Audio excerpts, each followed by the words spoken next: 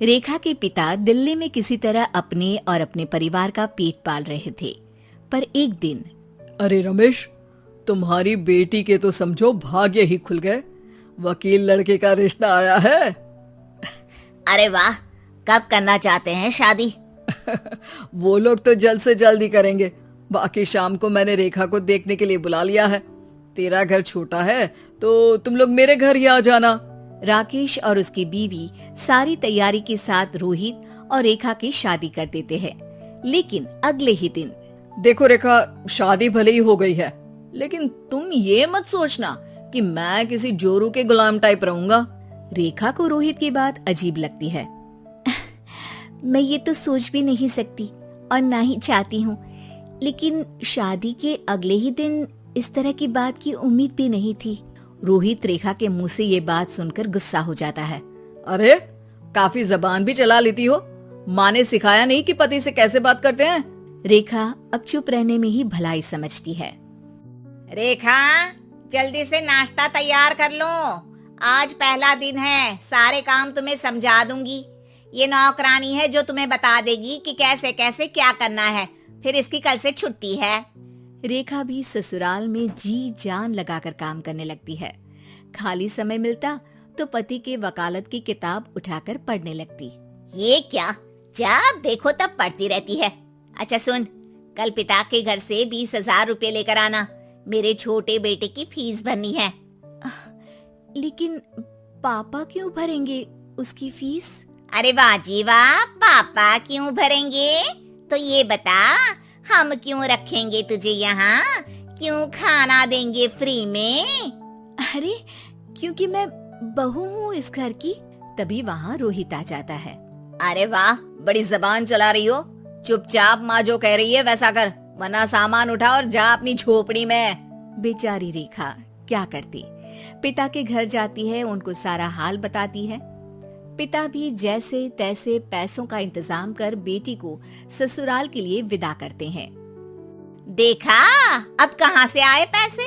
अरे बहुत माल है तुम लोगों के पास, बस सीधी उंगली से निकालते नहीं। नहीं नहीं माँ, पापा ने अपनी मोटरसाइकिल बेचकर पैसों का इंतजाम किया है। पता नहीं अब वो ऑफिस कैसे जाएंगे। अरे वाह भाई, ये भी हम सोचे। खैर, जैसे तैसे दिन बीतते हैं। रेखा जहाँ एक प्यारे से बेटे की माँ बनती है, तो वहीं उसका वकालत की किताब में ज्ञान और गहराता जाता है। हे भगवान, बुरे फंसे। ये केस तो लगता है कि मैं हार ही जाऊंगा। देखिए, मैंने आपकी इस केस की फाइल पढ़ी थी। इस केस को जीतना बहुत ही आसान है। वाह भाई वाह, यहाँ वकालत की डिग्री लेकर भी मैं समझ नहीं पा रहा हूँ, और तुमने रोटी बनाते बनाते ही केस समझ लिया। अरे जाओ जाओ, जाकर मुन्ने को संभालो। केस मैं संभालूंगा। ए लड़की सुन, जाकर अपने बाप के यहाँ से 3 लाख लेकर आ। पूरा घर फिर से बनाना है। छोटे की शादी करूंगी तो छोटी बहू को कहाँ रखूंगी? पूरा घर तो तूने घेर रखा है। ऐसा मत बोलिए माँ जी, पापा इतना पैसा कहाँ से लाएंगे? अब तो वो रिटायर भी हो गए हैं। हाँ, तभी तो बोल रही हूँ, रिटायरमेंट के पैसे तो मिले होंगे ना। लेकिन वो अगर आपको दे देंगे तो बुढ़ापा कैसे काटेंगे? रोहित रेखा की बात सुनकर गुस्सा हो जाता है। ए सुन, चल अपना सामान उठा, अपना बच्चा उठा और निकल यहाँ से। रेखा के लाख आग्रह के बाद भी रोहित और उसकी सास उसे घर में नहीं रखते। पापा, मैं तलाक चाहती हूँ। बेटा, मेरे पास वकील के पैसे नहीं है। पापा, आप मुझे वकालत करवा दीजिए, अपना केस मैं खुद लड़ूंगी। इस बार रेखा के पिता भी उसे ससुराल ना भेजकर रिटायरमेंट के पैसों से वकालत करवाते हैं। और फिर एक दिन कोर्ट के बाहर, रोहित, आज तुम अपना ही केस हार गए, वो भी उस लड़की से जिसकी तुमने कभी कदर ही नहीं की। रेखा, मुझे माफ कर दो। मैं इतनी बड़ी अमाउंट कहाँ से लाऊंगा? मैं हर महीने पैसे नहीं दे सकता तुमको। पैसे वहीं से लाना जहाँ से तुम मेरे पापा को लाने के लिए मजबूर करते थे। एक पिता अपनी बेटी की शादी उसकी खुशहाली के लिए करता है, ना कि सारी जिंदगी कर्जदार बनने के लिए।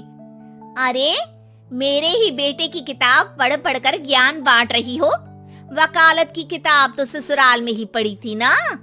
बिल्कुल, यहाँ मेरी गलती रही।